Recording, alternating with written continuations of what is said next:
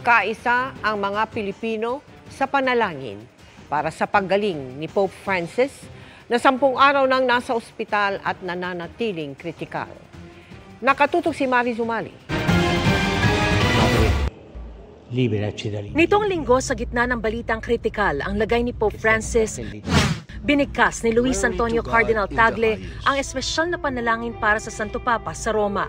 This Sunday, we also pray in a special way for Pope Francis. Nananatiling nakakonfine si Pope Francis sa Gemelli Hospital sa Roma. Ang mga foreign national na nakapilgrimage ngayon sa Vatican nananalangin din sa kanyang paggaling. Extend my message to the whole Filipinos. Please always including your prayer the health of the Pope.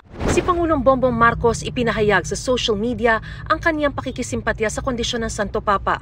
Kaisa raw tayo ng buong mundo sa panalangin para sa kanyang kalakasan at paggaling.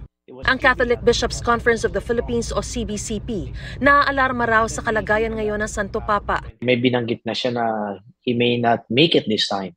Okay? So parang doon pa lang sa sinabi niyang yon, parang kami naman din ang nakikinig at na sumusubaybay. Ano to, napaka-delikado yata talaga ng kanyang lagay dahil nararamdaman niya.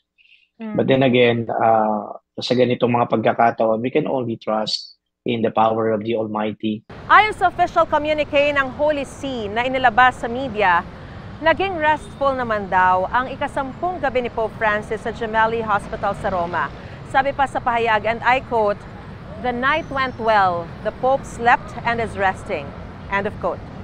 Nitong linggo, sinabi ng Vatican na nananatiling kritikal ang kalagayan ng Santo Papa dahil sa double pneumonia, bagamat hindi naman umano nakaranas ng panibagong krisis. Sa kabila nito, nananatiling alerto raw ang Santo Papa at nakapagsimba rin sa ospital nitong linggo.